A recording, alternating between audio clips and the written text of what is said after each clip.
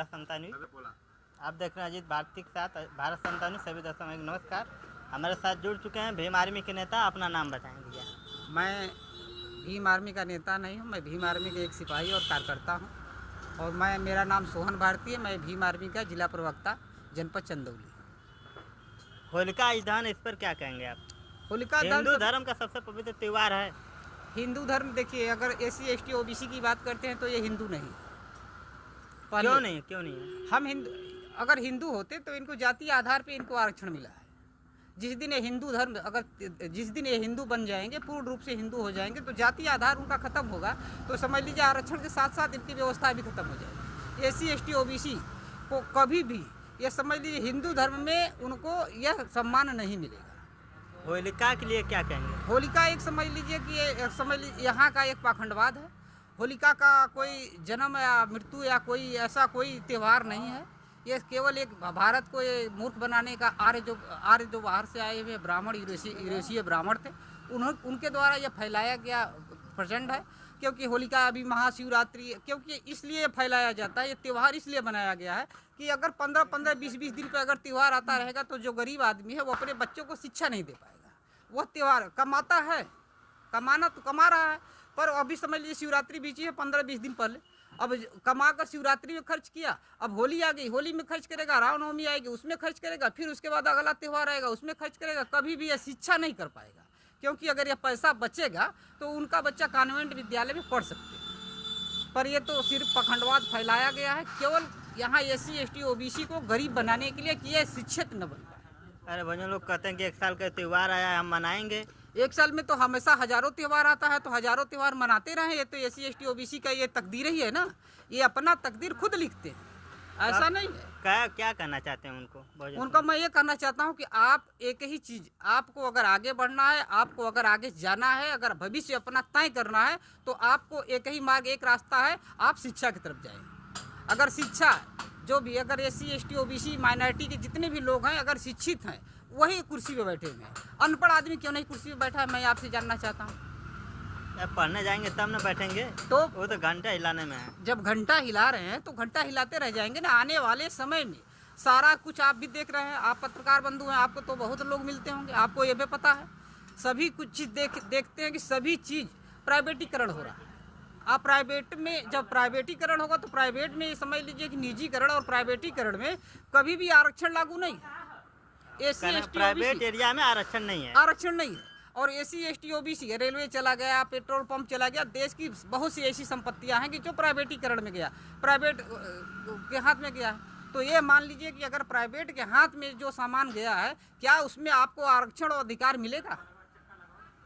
तो अपने समाज को समझने की ज़रूरत है। SC ST OBC और माइनॉरिटी के लोगों को समझने की ज़रूरत है। अगर ये समझेंगे, आने वाले टाइम में अगर इस पाखंडवाद को अगर त्याग के शिक्षा की तरफ नहीं जाएंगे, तो आने वाला समय उनके लिए बहुत बुरा होने वाला है। अब समझ लीजिए कि सरकार देख ही रहे हैं, सरकार के अनुसार जो व्यवस्थाएं हैं, जो सारा संपत्ति थी जो सरकार के पास, वो सारी संपत्तियां निजीकरण में जा रही हैं। तब निजीकरण में आपको आरक्षण रहकर क्या करेगा? आरक्षण रहेगा तभी तो आप काम करेंगे। किस चीज़ में आरक्षण रहकर क्या करेगा? संविधान में आरक्षण है, पर भारत के पास या देश के पास कोई ऐसी संपत्ति सरकार के पास नहीं है, तो किस में नौकरी मिलेगी?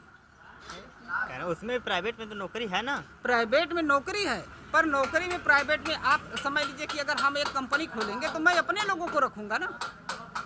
मैं पहले मुझे तो मजदूर की ज़रूरत है, मजदूर मैं कहीं चला लूँगा, मगर जो चलाने वाले लोग हैं, जो कंपनी को शेयर करेंगे, जो चलाएंगे, उसको ऊंचाई तक लेकर जाएंगे, मेरे लोगों को खड़ा रहेंगे। मतलब कहने का मतलब है कि जो निचले स्तर पे हैं, हाँ, वो बहुजन समाज के लोग होंगे, जो ऊपरी स्तर के हैं बड़े लोग करेंगे, बड़े लोग रहेंगे।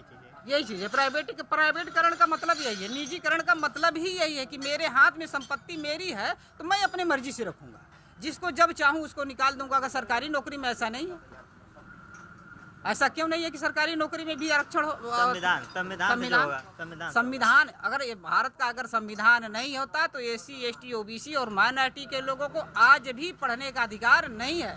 अभी RT right to education act, शिक्षा का अधिकार अधिनियम 2009, पहले का जो पहले कानून थी, योगी जी महाराज जी की सरकार से पहले जो सरकारें होती थी, तो वो 3 किलोमीटर एयर दूरी के अनुसार 3 किलोमीटर के अलावी समूह का कोई भी बच्चा आरटीई के द्वारा निःशुल्क कानूनी विद्यालय में पढ़ता था।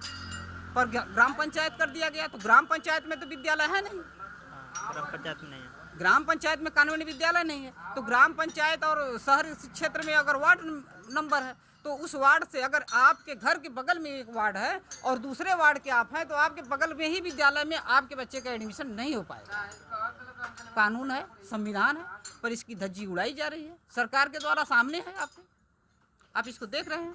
संविधान को किस तरह से आप यही समझाना चाहते हैं, किस तरह उससे कानून के ही जरिए उन्हीं जिनका संविधान है, जिनका सब अधिकार है, उनका कानून के जरिए ही छीना जा रहा है जी।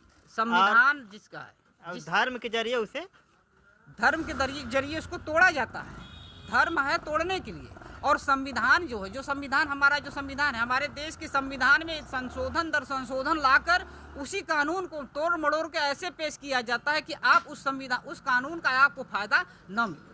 और आरटीई में यही हुआ है। आप होली मनाते रहे, आप होली मनाएंगे, आप होली मनाते रहिए, इसी बीच में कानून बन जाएगा, संविधान आ जाएगा, एक कानून विधेयक पास हो जाएगा। चल रहा है अभी विधानसभा में, विधेयक पास होने का सिस्टम बन रहा है, अभी चल रहा है ना, शीतकाल विधानसभा की ये चल रहा है। अब उसमें जो भी कानून आएगा, उस कानून से संविधान चलेगा, ना कि ये आपको होलिका जला लेने से या रंग खेल लेने से या शिवरात्रि पर आपको माला फूल चढ़ा लेने से आपको इससे कुछ मिलने वाला नहीं। अच्छा, आप होली खेलेंगे? मुझे होली खेलने की जरूरत नहीं है। हमारे साथ मैं किसी के साथ होली नहीं खेलता हूँ। अरे हमारे साथ, आपके साथ क्यों खेलूं? आपका अगर मन करता है तो आप अपने से खेलिए, मैं तो नहीं खेलता हूँ होली। मुझे होली से मतलब नहीं है, मैं पाखंडवाद नहीं मानता हूँ। मैं अपने देश के मूल निवासियों का जो मेरा इतिहास, मैं अपने इतिहास को ही मानता हूँ। देखिए, अब बात करते हैं, होली तो हम दोनों लोग नहीं मानते और हम भी नहीं मानते, क्योंकि होली कोई ऐसा त्यौहार है ही नहीं। इन्होंने भी बताया, मैं भी भारत समता न्यूज़ के जरिए हर बार बताता हूँ, होली आप मत मानिए, क्योंकि संविधान के जरिए, संविधान से ऐसा कानून बनाया जा रहा है कि आपको वंचित कर दिया जा रहा है। जय हिंद।